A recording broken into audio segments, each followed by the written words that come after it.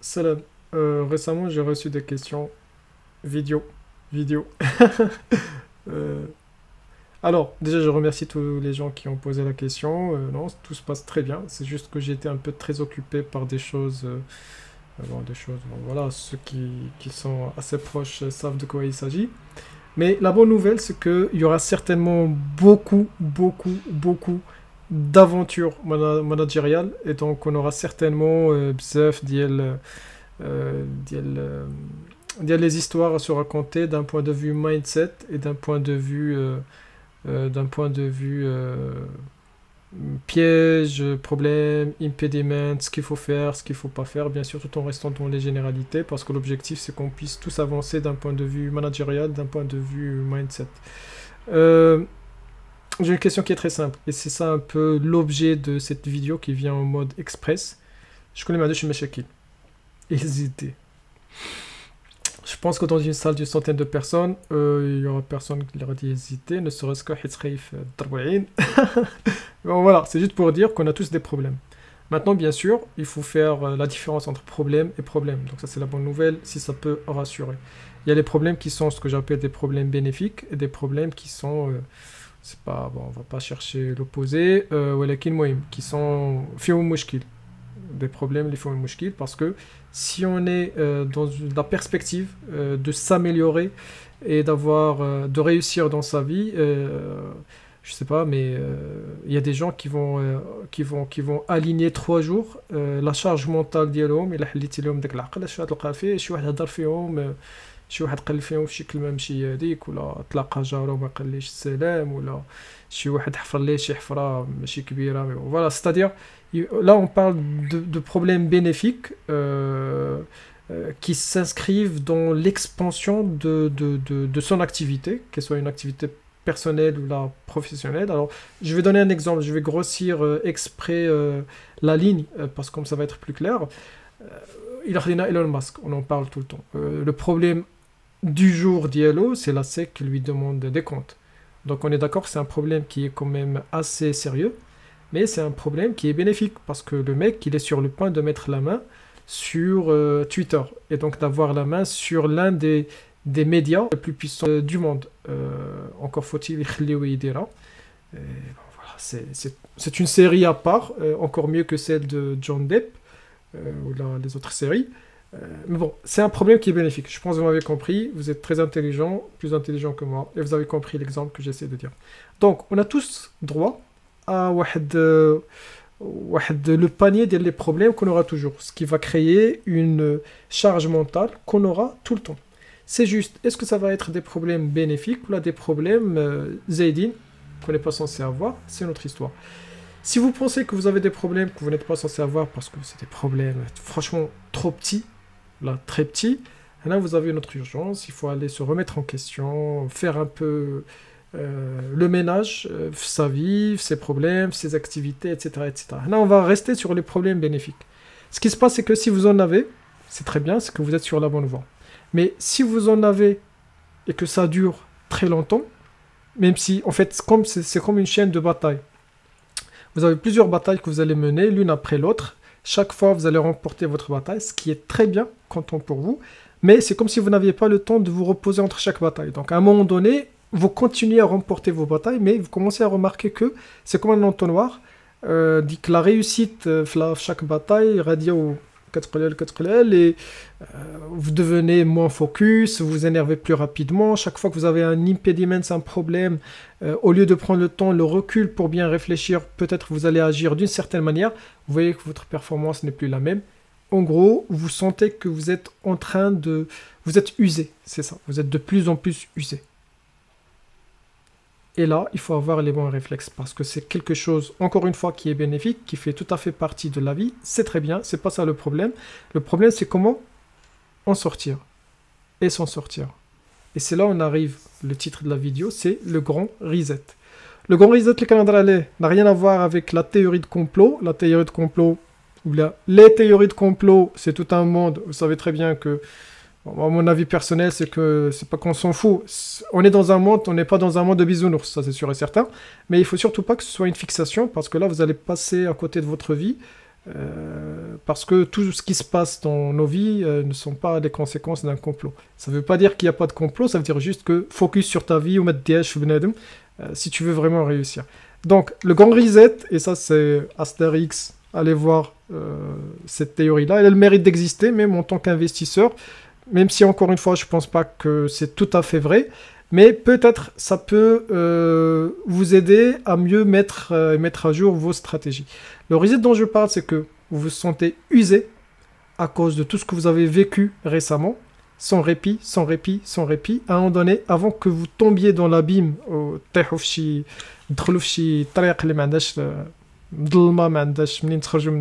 il faut savoir se dire stop. Et donc, le stop doit être suivi par un grand reset.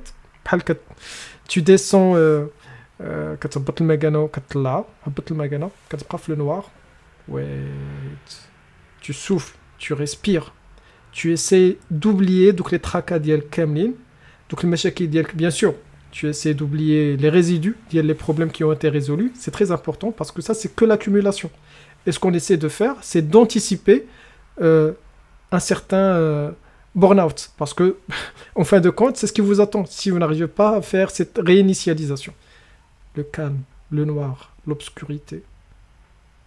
On réinitialise toutes les idées, on garde que les idées positives, négatives, attention, je ne suis pas en train de dire d'ignorer ces problèmes, c'est pas du tout une solution.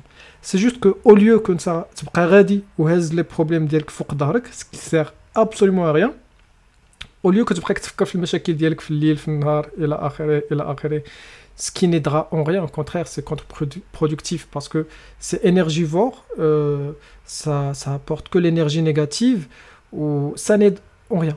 C'est juste que هذوك المشاكل اللي عندك فوق دارك بحال كتحطهم فوق البيرو ديالك ولا autour de toi في الوقت المناسب باش ما تبقاش كتشوفهم طول الوقت, ما تبقاش هزهم كل الوقت كامل. في الوقت المناسب كتهز شي واحد من دوك المشاكل, tu le traites parce que c'est le moment de le traiter. Il faut que c'est traité, كتحيدو من backlog ديالك, من la liste ديالك وكتدوز لحاجه واحده اخرى. Donc هبطنا avec des disjoncteurs, on reste dans le noir le temps qu'il faut pas que ce soit très longtemps parce qu'après c'est ça rappelle des notions de la puissance mentale ديالك, comment tu gères le mental ديالك. Ça va pas être 10 jours, ça c'est sûr, de toute façon c'est pas possible. Donc le noir, l'obscurité, c'est pas vraiment la vraie obscurité bien sûr, vous m'avez compris, c'est le second degré.